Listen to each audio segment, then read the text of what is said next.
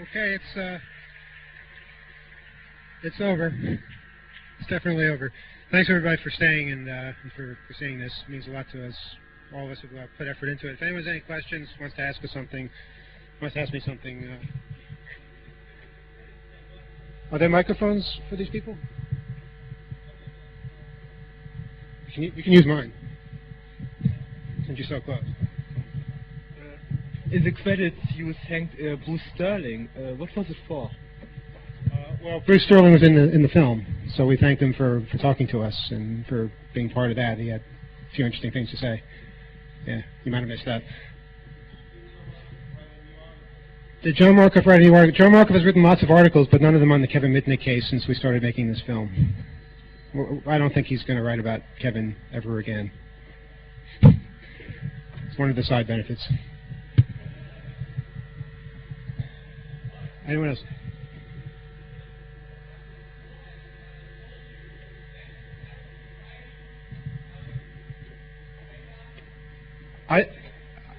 I thought it was brilliant because I thought that was exactly the issue. That is the American way, and we do need to wake up. A lot of people react in a negative way when they see that, but it was very shocking, and I think we need to be shocked because a lot of what you saw in this film is fucked up. I mean, we have 2 million people in prison for crimes that in many parts of the world would not even be considered crimes. We have cases like the Bernie S. case that happen more often than you could imagine. Bernie was lucky in that he had publicity. What about all the people who don't have publicity? You had Kevin Mitnick locked away for 5 years, and that's not even the whole story. 5 years plus 3 more years of supervised release, plus the time before that when he was in solitary confinement, plus another 3 years of supervised release, plus the time that he was on the run trying to avoid going to prison. And this guy's life has been hell for the last 12 years. And for what? What did he do? He hacked into a system and looked at some source code. Oh, wow, that really is a threat to national security. Come on. We've turned into a very paranoid society, and I think we're going to pay the price for that someday. I mean, we have lots of nice new prisons all around the place, and it's become a really big industry for the economy. But at some point, we're going to realize that half the people are watching over the other half of the people in jail, and it's not a healthy environment to be in. It really isn't. And I think a lot of people in the States are starting to wake up. Whether it's too late, we'll just have to see. We have a microphone now.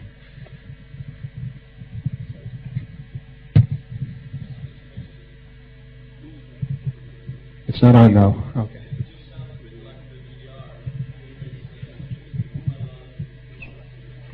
Can anyone hear him?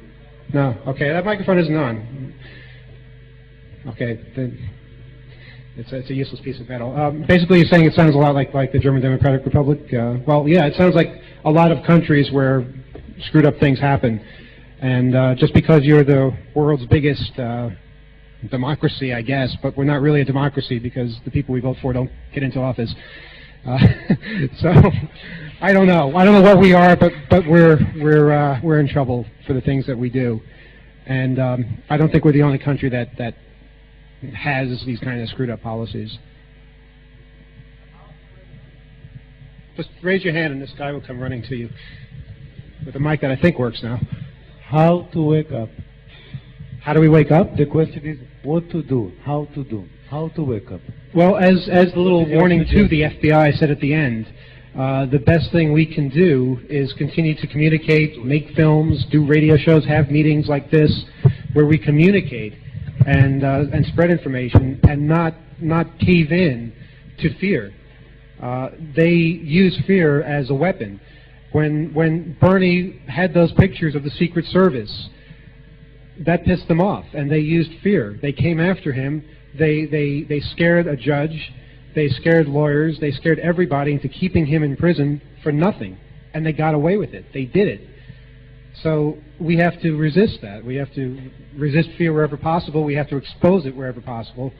And I think nobody does that better than computer hackers because we're too stupid to be afraid of anything, and we just expose information left and right, and we don't want to keep secrets. And I think that's admirable because a lot of things that are happening today need to be exposed. I think a very important point you made in the movie is that this community, the hackers, will serve as the enemy to that system, and that a lot of them will be kids, the new prisoners of the future, because the world has ran out of countries that would pose as a believable enemy. Yeah, that is a big problem for us in the United States. We don't have any more enemies. Now, even North Korea wants to be friends now, and it's just, where are we going to go from here? You know, there's no more Soviet Union. We have to make an enemy somehow. And, yeah, that's us. So we better be careful.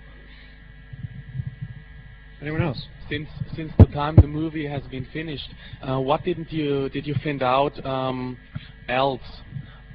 As I think you continue working on this issue. How did you get a microphone? Ah, okay, go ahead. Yeah, I think you didn't stop working on this issue, and so my question is, what did you find out after the movie has been finished? Concerning what aspect? Concerning everything that hasn't that hasn't been cleared in the movie. Kevin's been harassed a lot since he got out of prison by the authorities. He called into H2K during our social engineering panel, and he wasn't allowed to come to the conference because he's not allowed to talk to hackers in a conference setting. He's not allowed to talk about his previous life, you know, in a hacker setting, travel to places.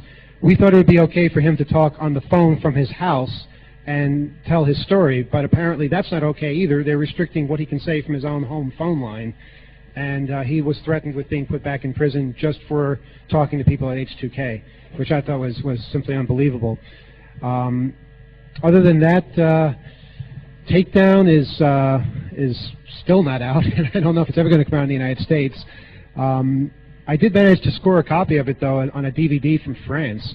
But here's the interesting thing. It's Region 2 encoded DVD. So I'm going to have to break the law to watch this thing.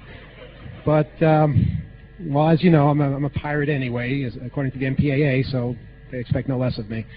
I guess most of our time this year has been taken up by the ridiculous amount of court cases that have been passed our way, and I think that indicates a very disturbing trend in the way the net is going, the way society in general is going, and that's litigation involving big corporations, corporations believing that they own the internet now, and they can control who says what, who goes where, who does what, who has what name.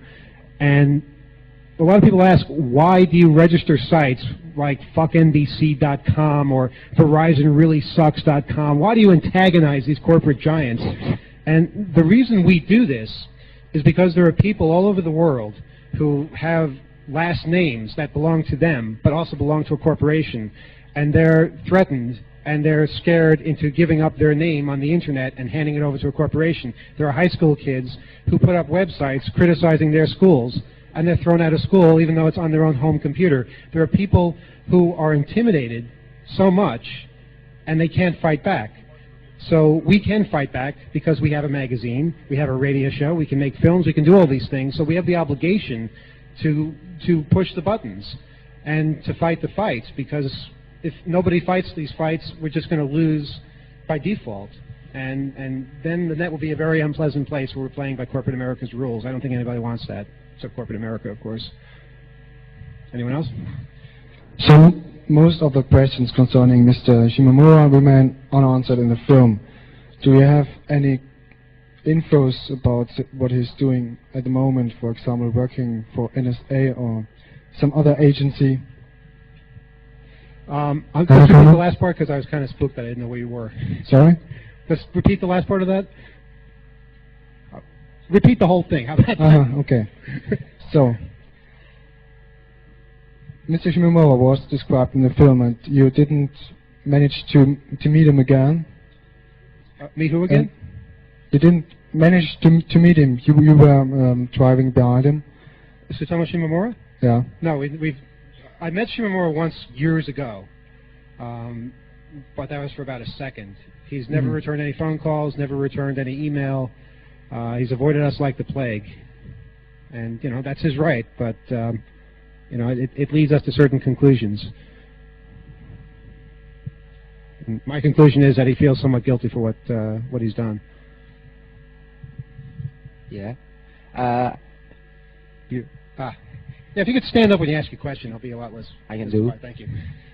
I don't know why you break the law when you watch a legal DVD film. Say it again? You said you've got a DVD film with encryption, but you said you break the law when you watch that. Well, no, I haven't even gotten it yet. I haven't broken the law yet. But under the Digital Millennium Copyright Act of the United States, if you bypass the CSS encryption in any way, including using bypassing the region encoding, I don't know if you're aware, but DVDs are region encoded so that DVDs bought here cannot be played in the United States. DVDs in the United States cannot be played here unless you get a DVD player which bypasses the CSS encryption, or buy one in Europe and ship it back home, which is the more expensive option. That's probably illegal too to even do that these days. The point is they're making ridiculous amounts of laws based on wanting to make the most money from a product as possible, so that you will have to buy the same product over and over and over again, and have nothing to say about it. So it's something that is ridiculous and absurd. But I think it was ridiculous and absurd that we were dragged into court simply for publishing source code on our website that we didn't even write, and told that it was illegal for us to link to any site that had that source code that basically allowed people to play DVDs on their Linux machines. It's so absurd that I find it funny. A lot of people find it funny, but it's also very scary. So just raise your hand and someone will run to you with the mic. Okay, someone's running to you, right? Two people are running to you right now. Okay, you got there first. So what's the status on this? On which? The DVD case? Yeah. We're in appeal right now. It should be heard by a court in March, we're estimating. Now, interesting thing is that there's actually two cases. There's the case the MPAA has brought against us. There's also the case the DVD Copy Control Association is bringing against us for some unknown reason. They're the ones that have charged hundreds of people around the world. Anybody who had the DECSS code on their page was liable to get a letter in the mail. These people are in a local court in California. They have no jurisdiction, yet somehow they think they do, and they're sending us all these legal papers, which I think is a complete waste of time. So that might explode into something else, and there's all kinds of other things as well. But it's a fight that I think ultimately, and I don't know how far in the future ultimately will be, but ultimately we will win this fight, because ultimately we have to win this fight. Otherwise, we pretty much lose all control of technology. You can watch a television program and you won't be allowed to tape it. You won't be allowed to watch it more than once. You won't be allowed to watch it in your bedroom. You have to watch it in your living room. You have to do whatever they tell you to do, and you won't be able to question it, because we didn't fight back hard enough. And I think a lot of people have woken up, and I thank the MPAA for that.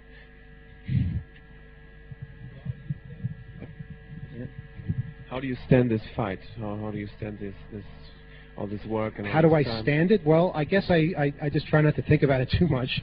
I have a lot of support from people all over the place. One thing, and again I have to thank the MPAA for this, one thing this lawsuit has done is bring lots of communities together. It's brought hackers, the open source community, civil libertarians, and just ordinary people walking down the street. It's brought all of them together to realize who the real enemy is, and to strike out against them and resist this kind of control that they seem to want in everything from music to movies to software. It's a really bad time right now, and a very scary time. And if you're not awake, you're either not listening or you don't care. And it's something that we can't afford to walk away from. Over there.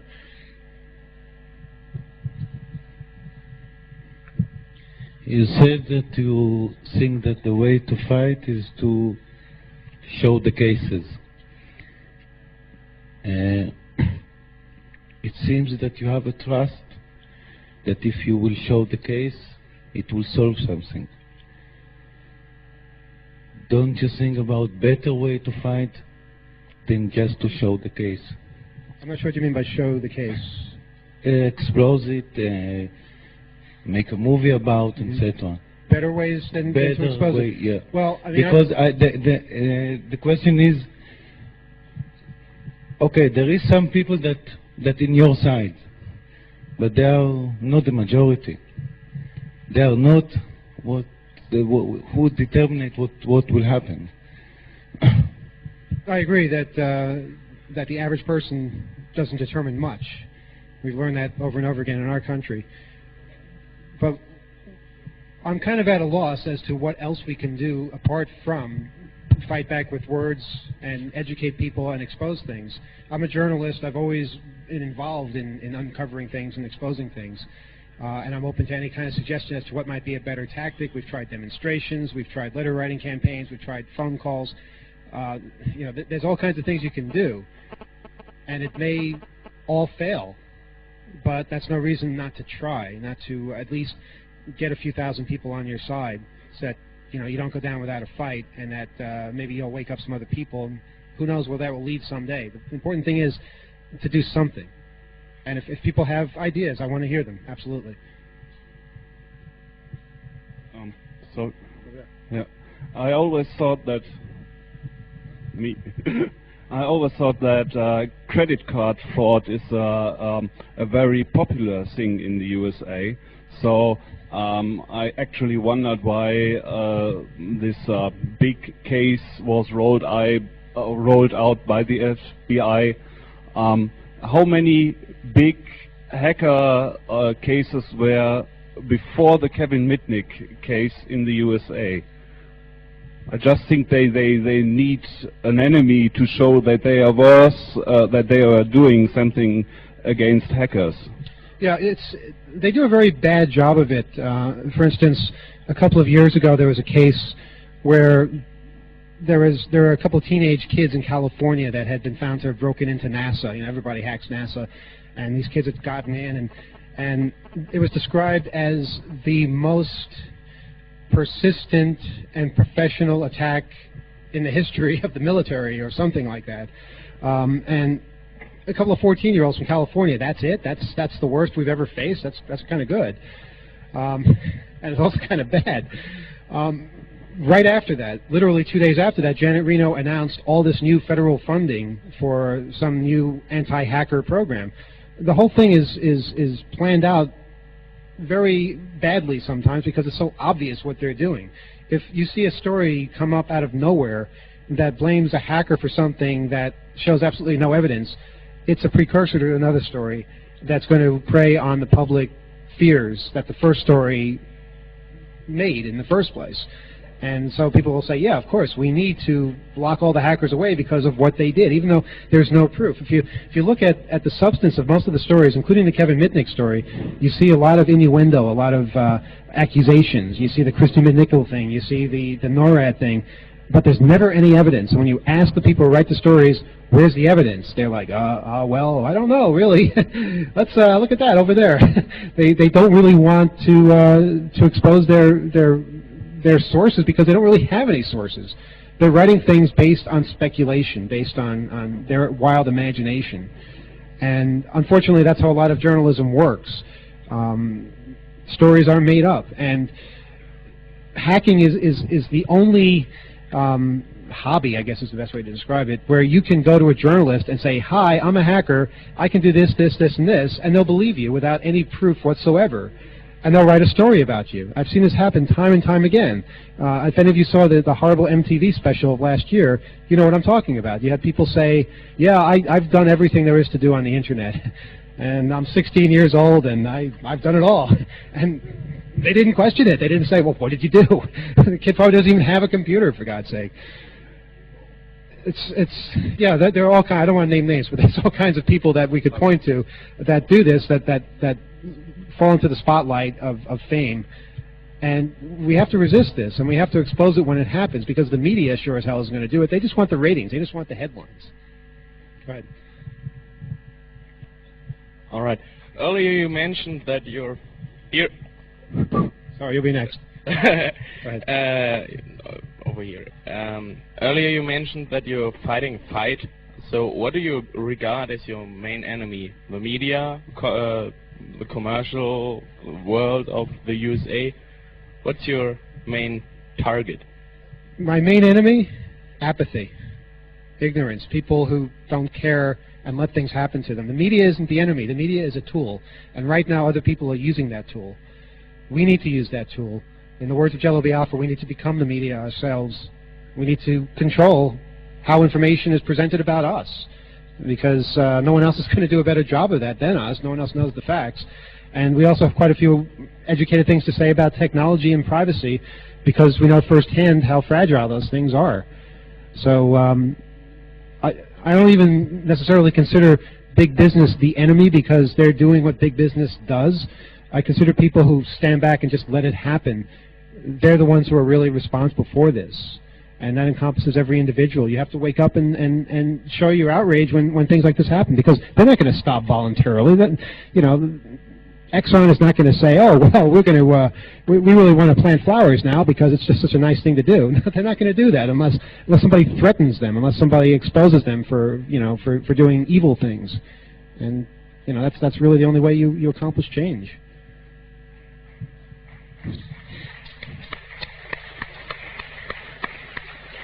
Did you ever get a working microphone? Yes. Okay. I have a question. The Kevin Mitnick case is such a blatant case of abuse of power.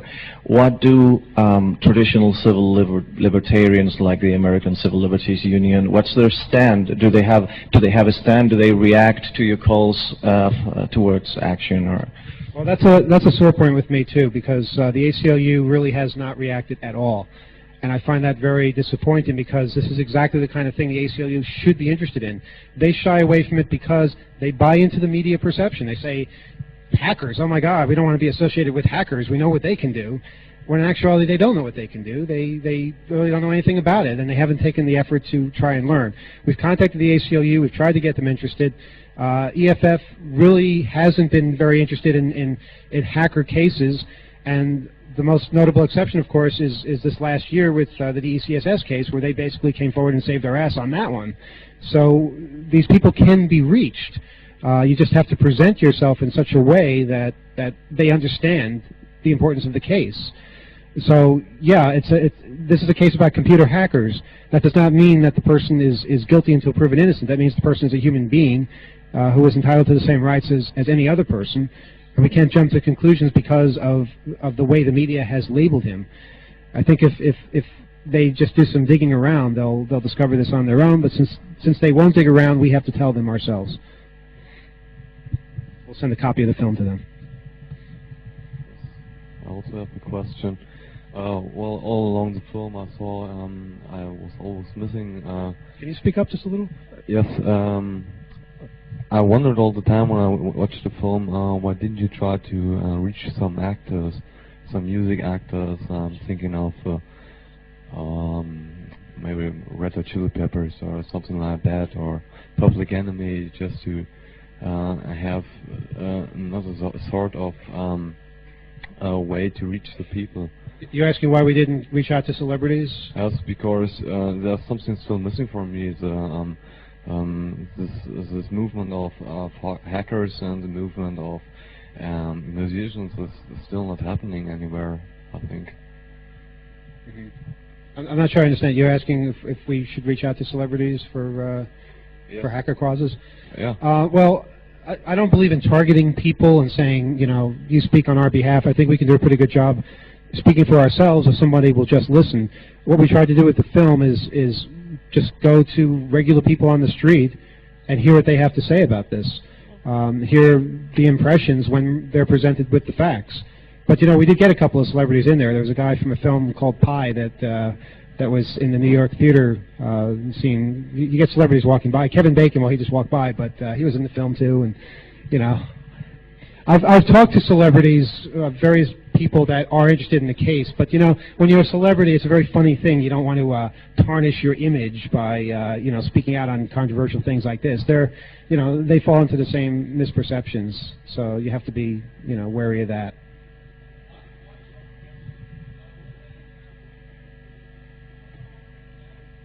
Will the movie get to cinemas? Well, thank you. You got my question. Okay.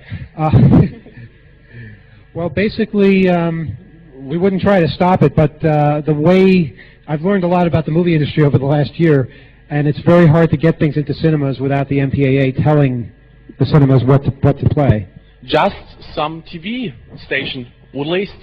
We won't stop it. I mean, if people, when we release the videotape, we welcome people to take it to their cable TV stations and have it played there, whatever it takes. But you see, here's the thing. When you have something played in theaters or on TV, usually you lose control of the film, of the distribution, and that's when they start to make changes, they start to, you know, edit words out or worry about offending somebody, and we're not going to give up control of that. That's how you wind up with you know, absolutely no rights to your own works. A lot of musicians are in that very boat right now because they signed away their rights to a record company, and now they make nothing from their music. Their music can be used for commercials, it can be used for all kinds of things they don't agree with, and they have no say in it. And you know, we'd rather make a little less money off of it and keep control of what we say.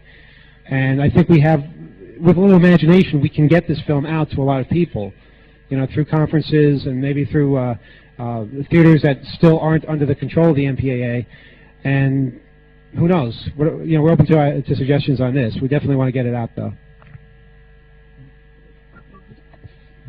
You mentioned journalists who didn't even demand evidence of people, and I think it's because they don't know, they don't dare even ask.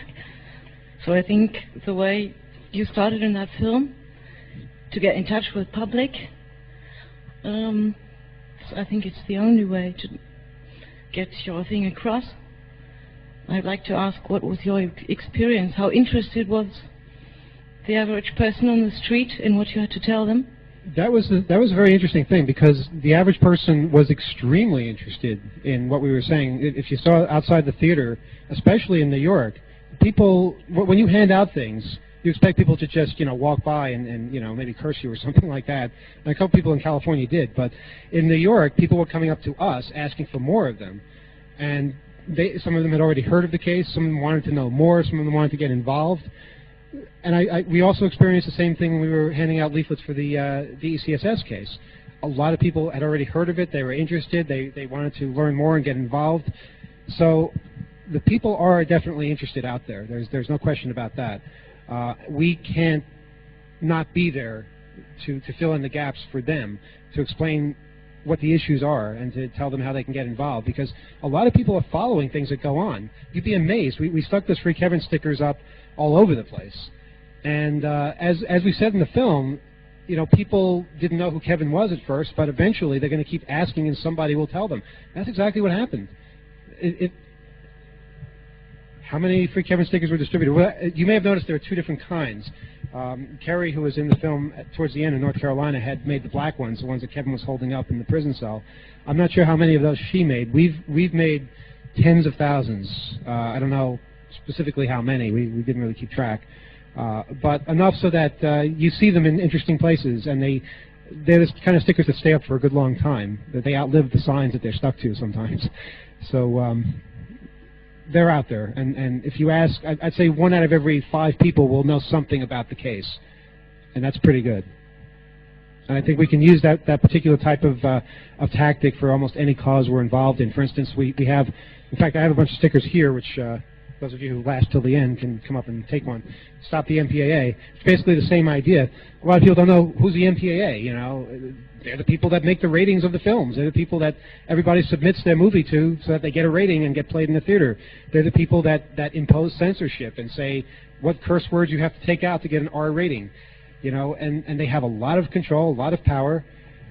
And the next question is, okay, why must they be stopped? Eventually, people will hear the story. Eventually, people will realize how it affects them. So that's what getting stickers up, getting a phrase commonly known accomplishes. When people hear "Stop the MPAA," they'll know why. They'll know what it's about. Yeah, my question is, the classical left-wing resistance. Did you get connected with people who fight for life for Mumia Abu Jamal? For example, there was the speech about solidarity. Musicians, Rage Against the Machine made a song for Mumia Abu Jamal. There is a resistance all over the world. And did you connect people out of these solidarity groups? Did you talk about them with them, about Kevin? I've talked to people in the Mumia campaign about this. I mean, the Mumia case is a very interesting case in its own, and it's another tragedy happening in America. But it is a different case. We share a lot of the same people, but we also share people from other cases, and we share people that completely disagree with Mumia. We don't want to alienate people and say, well, if you're for Kevin, you have to be for this, and you have to be for that. We basically want to get people involved in just that particular issue, and if they're interested in more issues, more power to them. We try to introduce all different groups to each other, like at H2K is what we try to do. Haven't you? Okay. My question was just if there could be work together or something like that. And the other thing is in Prague, where the resistance was against the World Bank and IMF, there was an alternative media center, and left-wing video filmers all around the world put their pictures they took into the net, and everybody around the world could make his own film of these pictures. Last time in Nizza, next time in Davos. The next big meeting of the world heroes, owners of the world will take place, and there will be resistance. And you can use these structures to spread the video all around the world to make alternative media political. Oh, there's no question that the net can be used in an extremely effective way. How many people here have heard of the Independent Media Center? Okay, a few. Not very many. The Independent Media Center is something that was born out of the WTO protest in Seattle last. How many people have heard about that? Okay, you all heard about that. Basically, they're a group of journalists from all different organizations who use the internet to put the news out, to do what the media was not doing. There were TV stations in Seattle that saw what was going on and refused to report it. They said that if your demonstration is not authorized by the police, we will not report on it. It's like, well, what kind of media is this that doesn't report things unless they're authorized by the police? That's American media? Okay. So what these guys did was they went around with their cameras, very similar to the camera we have. In fact, the same camera in lots of occasions, mini DV.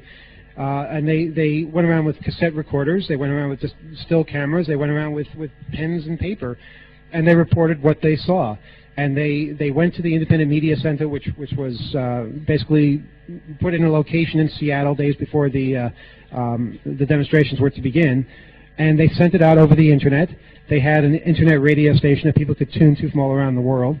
And when the police claimed that they were not shooting rubber bullets into the crowd and that they would never do such a thing, well, the Independent Media Center presented video footage of rubber bullets being fired, and they put it on the internet, and the Seattle police changed their story inside the hour.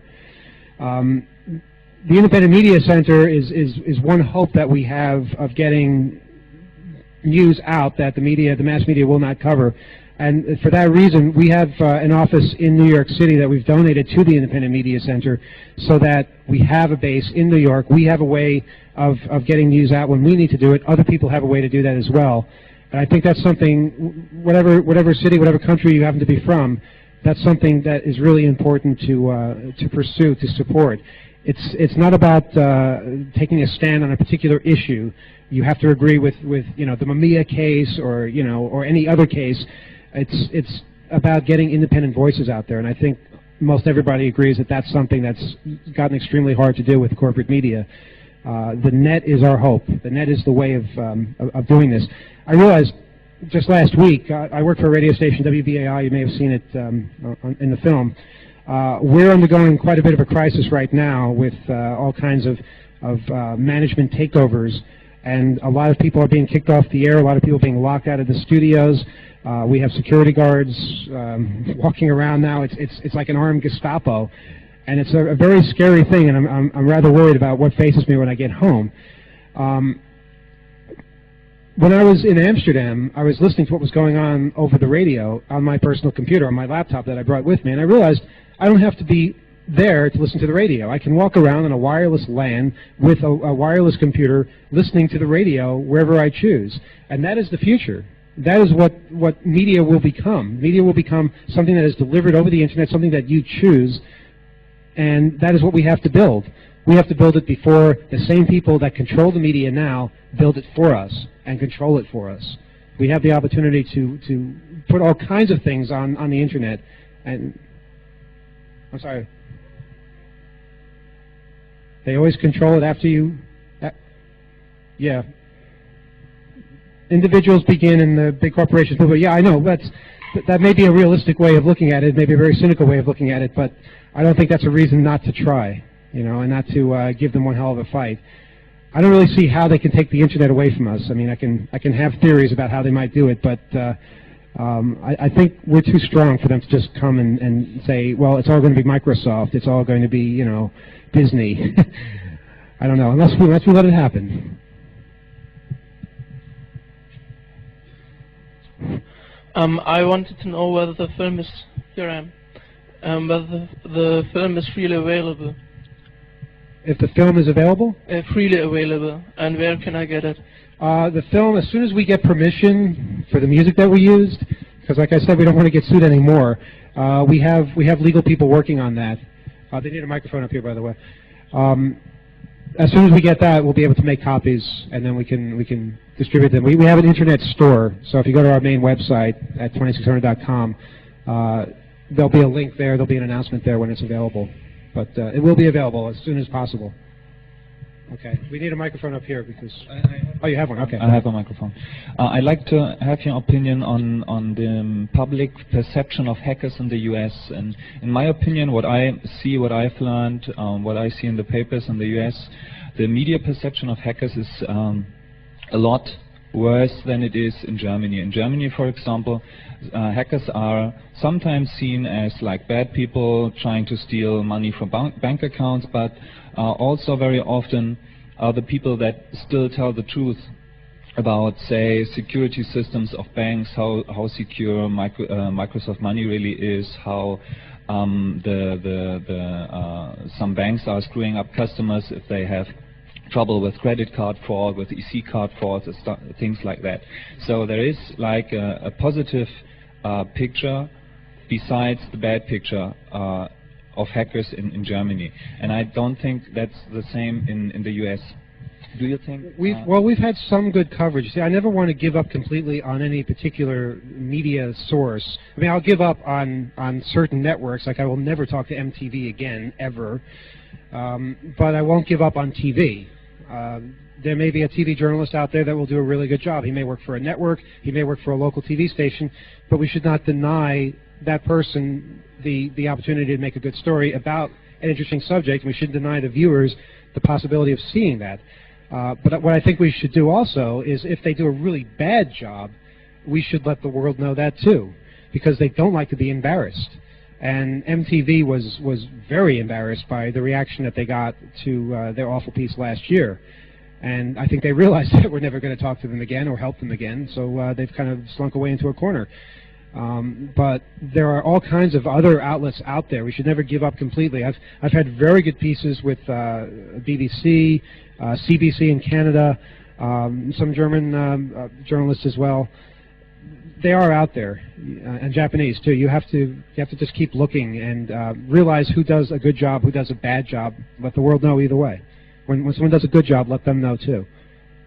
Then we'll have a chance that it will become something, more normal.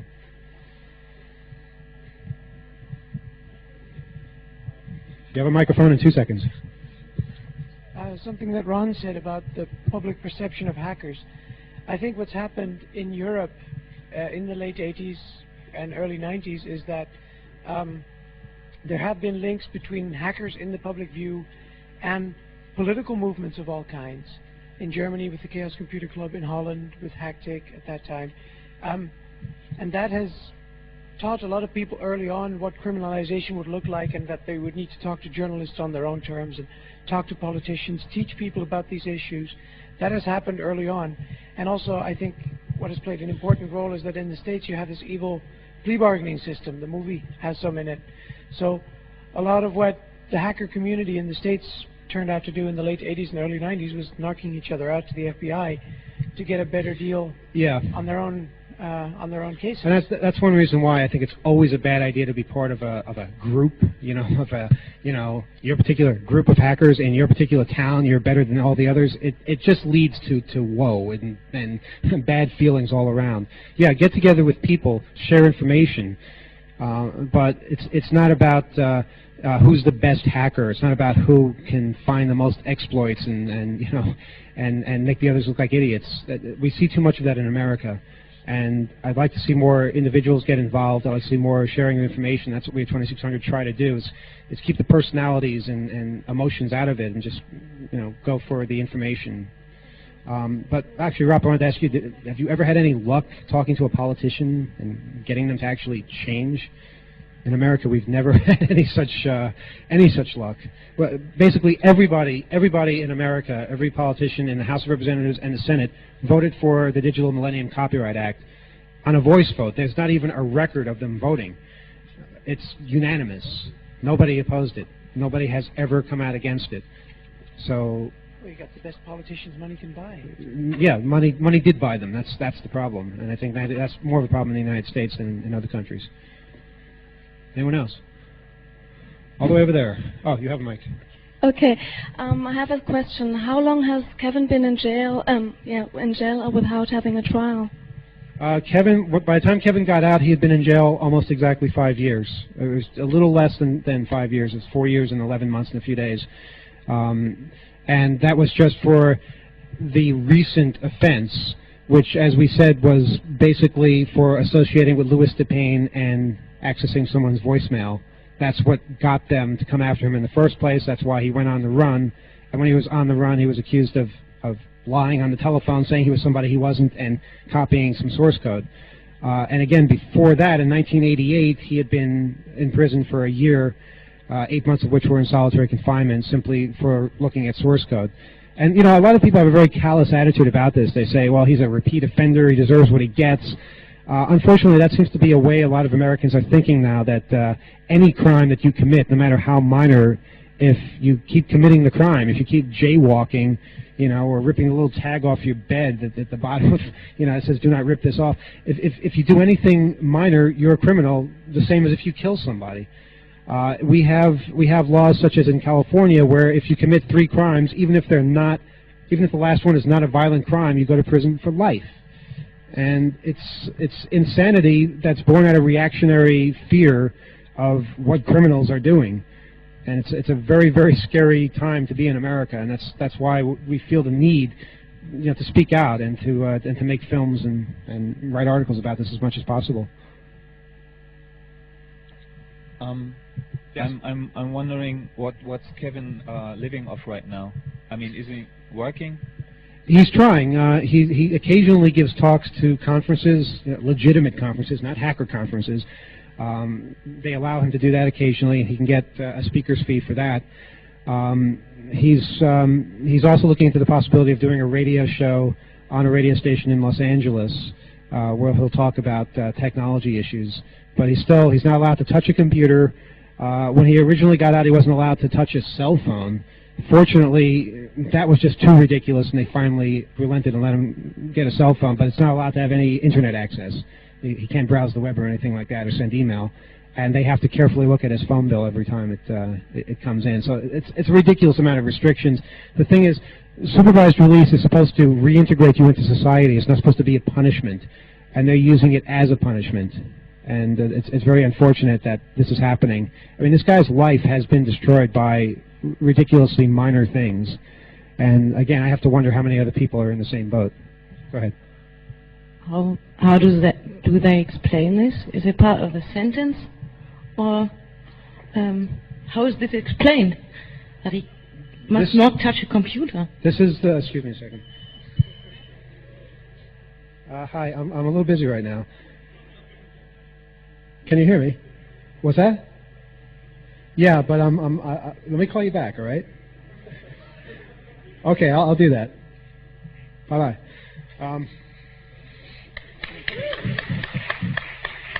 Always answer the phone. Never let it ring. Basically, that's the system. That's the way the system works. It's not something they have to explain. That's it. That's how it is. They know no other way. It's a very frightening way things have progressed. But you have to understand that when people grow up in a society like that, they don't see anything wrong with it. You know, kids today see this as the norm. They see people being sent to prison for things like this, and that's what happens. That's what is done. It's up to us to correct them and say, no, this isn't right. This isn't the way it's done. Eventually, people will wake up. I don't know what it will take, but people will have to wake up if we're to survive. Okay. I think I've worn you all out. Anybody else? Okay, thanks so much for staying late. And if you want a sticker, we have stickers up here. Just there's probably enough for everybody if there's no mobs. Okay, please do us a favor and don't place them inside the house because these are the good ones. And yeah, don't deface anything around here. They have the same color like our wonderful streetcars and subways. So. Wenn wir hier ein bisschen durchgelüftet haben, ungefähr so eine halbe Stunde, gibt es hier ein bisschen Abendprogramm.